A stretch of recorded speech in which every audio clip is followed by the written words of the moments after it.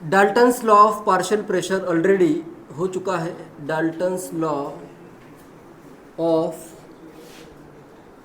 Partial pressure, अगर किसी container में मैं क्या करता हूँ, फर्स्ट गैस के लेता हूँ मैं N1 मोल्स, सेकंड गैस के लेता हूँ N2 मोल्स, थर्ड गैस के लेता हूँ N3 मोल्स। इसका प्रेशर मैं लेता हूँ P1, इसका P2, ये पार्शियल प्रेशर से P1 P2 P3 are partial pressures of first second and third gas. इसका टोटल का मैंने वॉल्यूम लिया V, टेम्परेचर कर दिया T। तो यहाँ पे क्या आएगा, P1V is equal to N1RT, P2V is equal to N2RT, P3V is equal to N3RT। Total pressure में क्या होगा, सब प्रेशर का sum P total is equal to P1 plus P2 plus P3। Clear है ये। नेक्स्ट मैं क्या कर रहा हूँ, P1, ठीक है, इधर क्या आ जाएगा, अगर मैं वॉल्यूम से मल्टीप्लाई करूँ, इधर मैं मल्टीप्लाई करता हूँ वॉल्यूम से, तो P total into volume is equal to P1V N1RT plus P2V N2RT plus P3V N3RT। तो इधर क्या आ जाएगा, N1 plus N2 plus N3RT। Clear है। इसको मैं डिवाइड करता हूँ, जैसे ये इक्वेशन करता हूँ first second third fourth. Equation 1 by equation 4 अगर मैं करूँ, 1/4 इज इक्वल टू क्या आएगा, P1 by P total is equal to N1 by N total. या इसी को मैं क्या लिख सकता हूँ, mole fraction of 1। P1 is equal to mole fraction of 1 into total pressure. Pressure of any component is equal to total pressure into the mole fraction of that component. यही क्या है, डाल्टन्स लॉ है। या फिर इसको इस वे में भी यूज़ अगर करते हो तो फिर भी कोई प्रॉब्लम नहीं है। जैसे अगर तुम कहते हो कि P1 by P2 is equal to N1 by N2, ये भी करेक्ट ही है, ये भी रॉन्ग नहीं है, ठीक है, लेकिन ये ज़्यादा करेक्ट है। मतलब ये इससे तुम इजीली फाइंड कर सकते हो, इधर कंपेयर कर सकते हो और इधर तुम डायरेक्टली फाइंड कर सकते हो, ठीक है। नेक्स्ट देखते हैं, अभी अपन ने वेपर प्रेशर किसका देखा है, सिर्फ एक ही लिक्विड का देखा है, ठीक है। अगर मैं एक से ज़्यादा वोलाटाइल लिक्विड को मिक्स करूं, दोनों लिक्विड वोलाटाइल होना कंपलसरी है, तभी ये रॉल्स, ये जो लॉ है तभी वैलिड रहेगा, ठीक है। नेक्स्ट मैं हेडिंग लिखता हूँ, vapour pressure of liquid liquid solutions. Vapour pressure of liquid liquid solutions, या इसी को रॉल्स लॉ भी कहते हैं। रॉल्स लॉ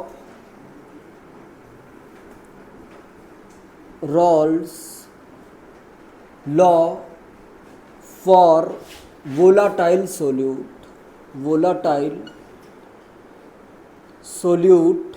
या फिर दोनों ये लिक्विड जो है बोथ आर क्या है, वोलाटाइल है। इसमें क्या रहेगा, एक को सॉल्यूट एज्यूम करना है, दूसरे को सॉल्वेंट एज्यूम करना है। नहीं भी एज्यूम करते हो फिर भी कोई दिक्कत नहीं है, दो लिक्विड रहने चाहिए, दोनों क्या होने चाहिए, volatile, both are volatile. Clear है ये। तो इसके लिए लॉ क्या है ये पहले नोट करो, रॉल्स लॉ वर्ड्स में नोट करो, फिर इसका मैं मैथमेटिकल फॉर्म लिखवाता हूँ, बहुत इजी है। या फिर पहले समझाता हूँ क्या करना है। एक कंटेनर में मैं क्या कर रहा हूँ, दो लिक्विड लेता हूँ, एक को मैं कहता हूँ A, सेकेंड को मैं कहता हूँ B। ए बी कहूँ, सिंपल है, एक लिक्विड को A, सेकेंड को B। अगर सिर्फ A लिक्विड होता, इसमें अगर सिर्फ A लिक्विड होता तो इसके करस्पॉन्डिंग उसका कुछ वेपर प्रेशर आता।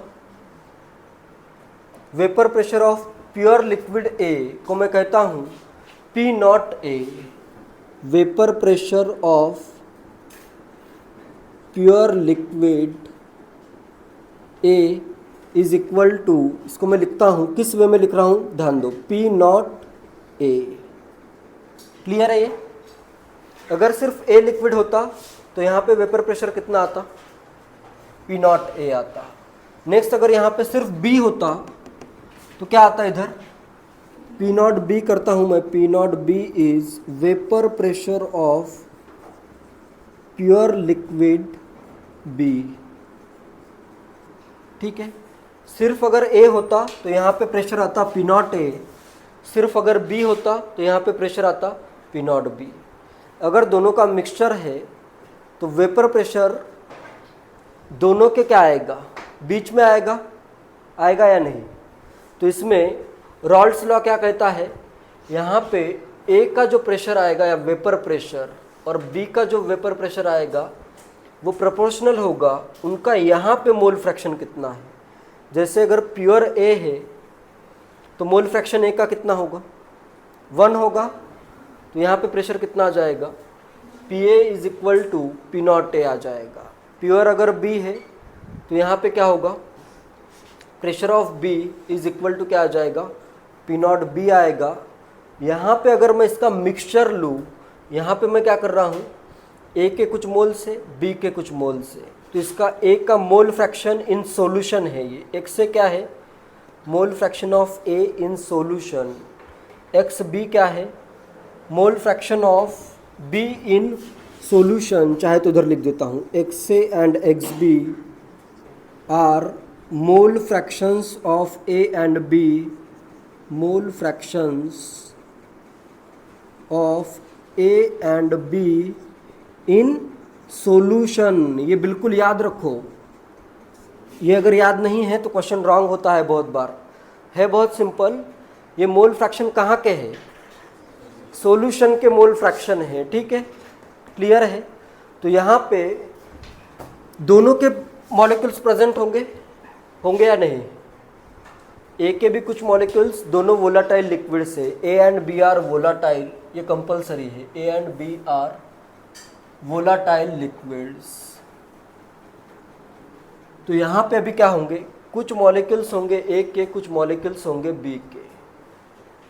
अगर ए का मोल फ्रैक्शन ज़्यादा होगा तो ए के मॉलिक्यूल्स वेपर फेज में भी ज़्यादा होंगे, और अगर ए का मोल फ्रैक्शन कम होगा इधर तो यहाँ पे भी ए के मॉलिक्यूल्स क्या हो जाएंगे, कम हो जाएंगे।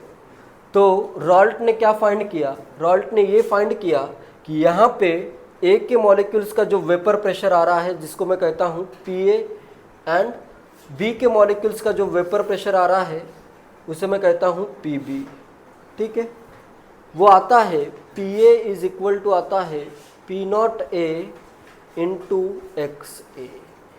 Pressure of B in vapour phase is equal to आता है P naught B into X B. Simple है। मोल फ्रैक्शन कहाँ के लेने हैं, सॉल्यूशन के, उसी को मल्टीप्लाई कर देना है पी नॉट ए से, तो क्या आ जाएगा, vapour pressure of A over the solution. P B क्या होगा, vapour pressure of B over the mixture of A and B. Clear है ये?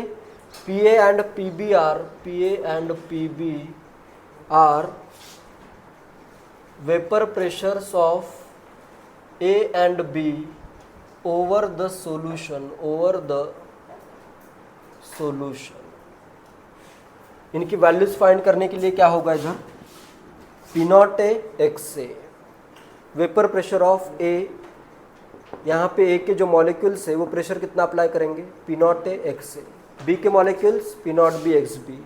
टोटल प्रेशर कितना आएगा, P total is equal to P A plus P B. Total vapour pressure है ये, P total मतलब total vapour pressure कितना आएगा, P naught A X A plus P naught B X B. Simple है बहुत। तो यही है रॉल्स लॉ, इतना सिंपल है, ठीक है। नोट करो, फिर स्टेटमेंट लिखवाता हूँ। इसमें ऐसे एनालाइज भी कर सकते हो, जैसे सिर्फ प्योर ए है तो ये क्या आ जाएगा आंसर, पी नॉट ए आ जाएगा। प्योर बी के लिए आंसर क्या आ जाएगा, पी नॉट बी आ जाएगा, ठीक है।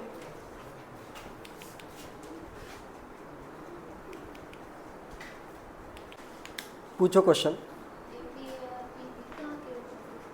पी और पी बी कहाँ के वेपर प्रेशर है, यहाँ पे जो सॉल्यूशन है यहाँ पे ए और बी के वेपर्स बनेंगे, ये क्लियर है। तो ये वेपर्स क्या करेंगे, जैसे ए के वेपर्स आए, प्रेशर अप्लाई करेंगे, यहाँ पे कितना प्रेशर अप्लाई करेंगे, पी ए प्रेशर अप्लाई कर रहे हैं। बी के मॉलिक्यूल्स इधर वेपर में जो आए हैं ये भी प्रेशर अप्लाई करेंगे, कितना प्रेशर अप्लाई करेंगे, पी बी। क्लियर है ये। पी नॉट ए पी नॉट बी तो प्योर लिक्विड के लिए है, ये तो पिछला वाला कॉन्सेप्ट है। पी नॉट ए पी नॉट बी की वैल्यूज पीछे अपन ने पढ़ा था, vapour pressure of liquids.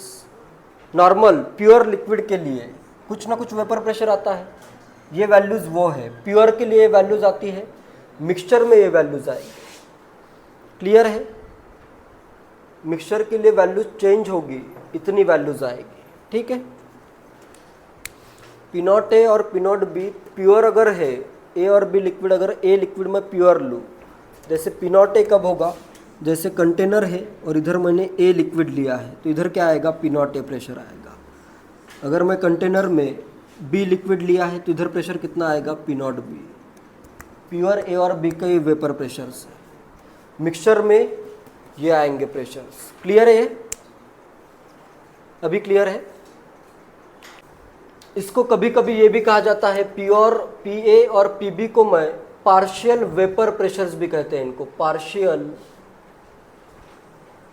Vapour pressures of components A and B. Partial vapour pressures of components A and B, note कर लो ये भी। P A and P B are partial vapour pressures of component A and B. Next, Raoult law का statement लिखो। For a solution of volatile liquids, for a solution of volatile liquids, the partial vapour pressure of each component, solution of volatile liquids, for a solution of volatile liquids, the partial vapor pressure of each component of solution, the partial vapor pressure of each component of solution is directly proportional to its mole fraction.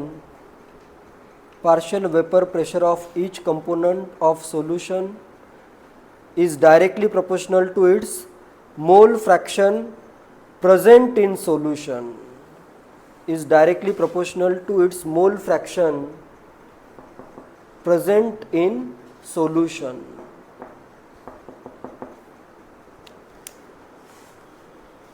तो अपने पास क्या आया, P A is directly proportional to partial vapour pressure of component A is directly proportional to mole fraction of A in solution. Clear है। इसी की value क्या आ जाती है, P A is equal to P naught A X A. ठीक है, इसी को कहते हैं रॉल्स लॉ। सेम लॉजिक से क्या हो जाएगा, P B is equal to P naught B X B.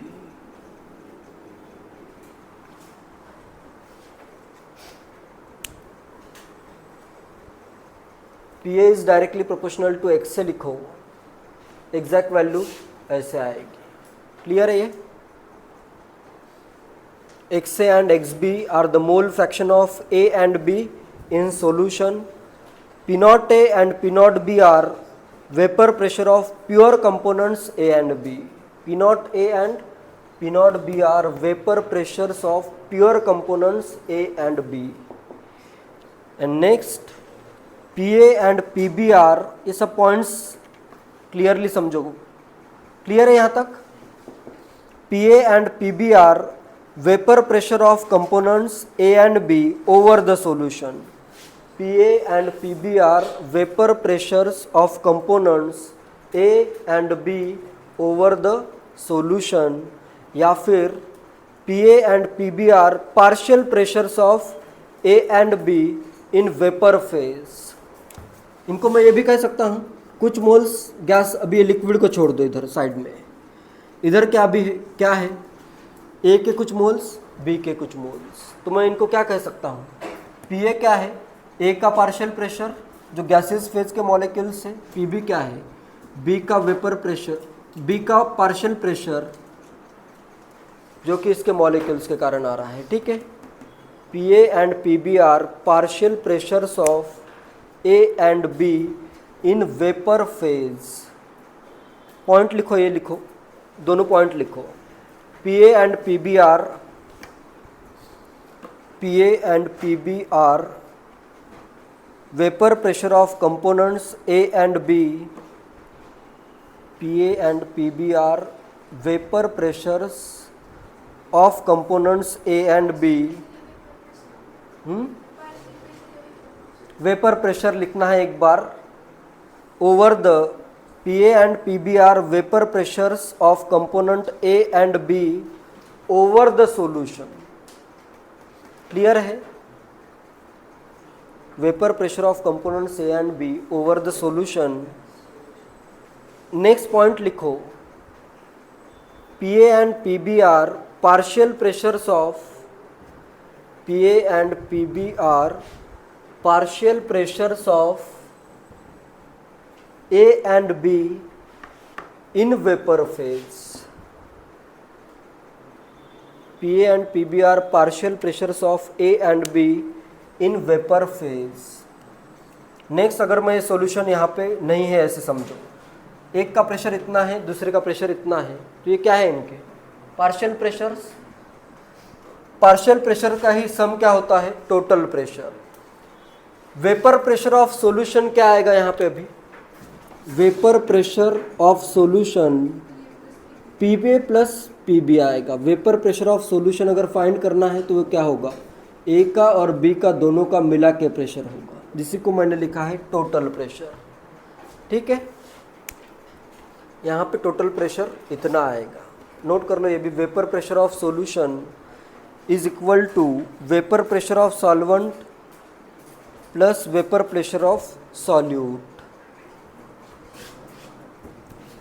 Vapour pressure of solution is equal to VP of solution equal to VP of solvent plus VP of solute. या इसी को मैं लिखता हूँ, एक को सॉल्वेंट एज्यूम करो, दूसरे को सॉल्यूट एज्यूम करो, P A plus P B. ये फार्मूला बहुत इंपॉर्टेंट है, P naught A X A plus P naught B X B. Clear है? ये मिस्टेक बिल्कुल भी नहीं करनी है। वेपर फेज में मोल फ्रैक्शन अलग आएगा, वो मैं बाद में बताऊंगा। वेपर फेज में ए और बी का मोल फ्रैक्शन डिफरेंट होगा, वो अभी मत सोचो, अभी सिर्फ इसका मोल फ्रैक्शन देखना है। ये क्लियर है? डाल्टन्स लॉ यहाँ पे अप्लाई नहीं करना है। ए और बी का सॉल्यूशन में जो मोल फ्रैक्शन होगा उसी पे इसका वेपर प्रेशर डिपेंड करेगा। क्लियर है ये? तो अपने पास प्रेशर ऑफ सॉल्यूशन कितना आया?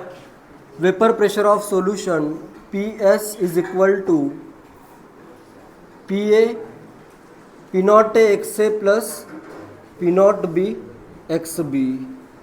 X A plus X B कितना होगा?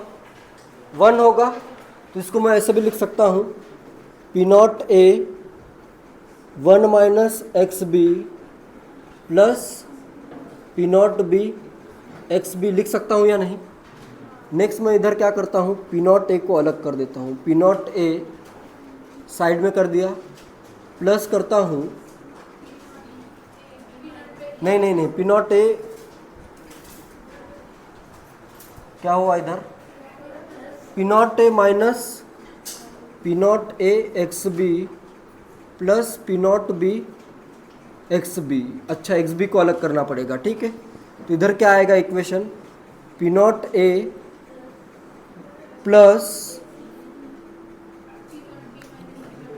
प्लस करता हूँ X B into P naught B minus P naught A आएगा। क्लियर है ये? इसका ग्राफ देखो किस वे में होगा, ग्राफ बहुत ही सिंपल है।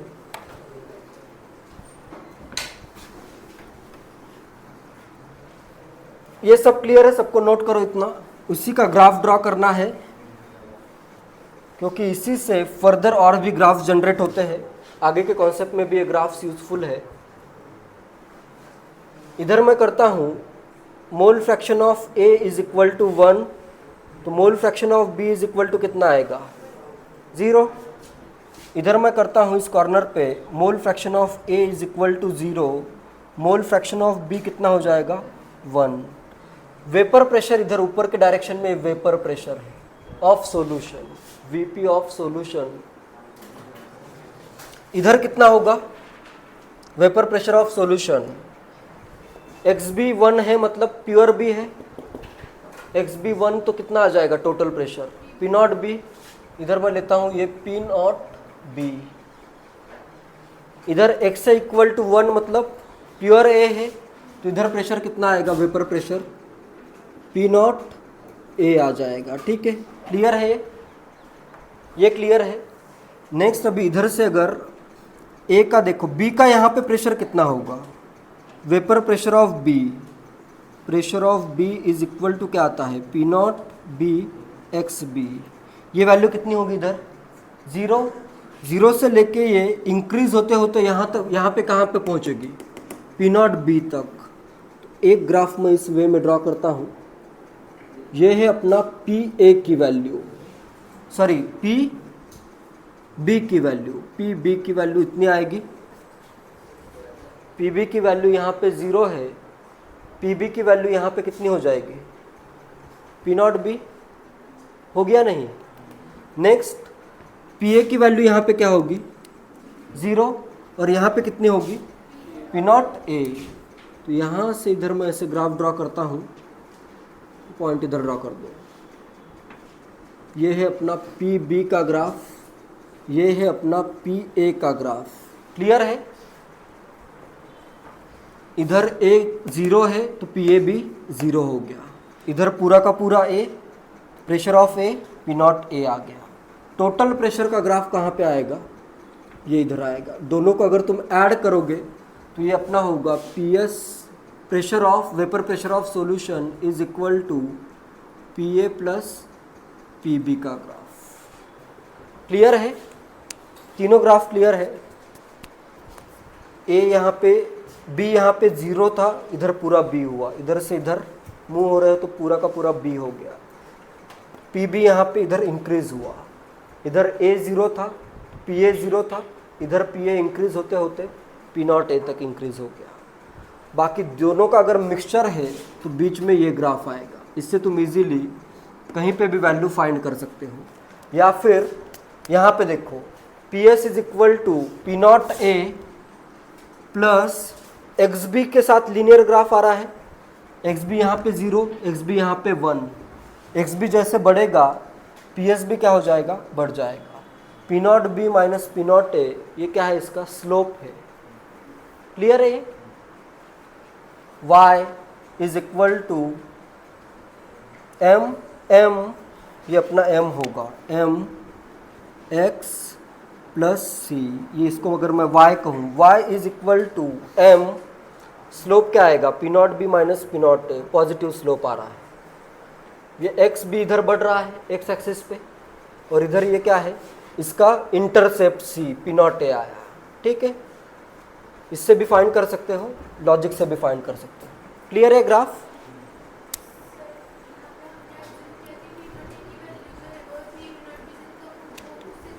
नहीं, ये वैल्यू अगर फिर तुम A को B कहो, B को A कहो, ग्राफ को ऐसे ऊपर से ऐसे भी ड्रॉ किया जा सकता है। ठीक है, P नॉट A की वैल्यू अगर ज़्यादा होगी तो ग्राफ इस वे में आ जाएगा फिर।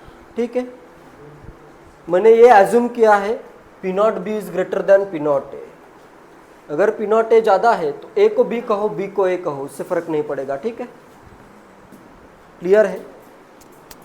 या फिर ग्राफ ऐसे भी ड्रॉ कर सकते हो, P नॉट A इधर आएगा, P नॉट B इधर आएगा, सेम टू सेम ग्राफ बनेंगे, बस ऊपर की लाइन इधर ऐसे आ जाएगी। ठीक है।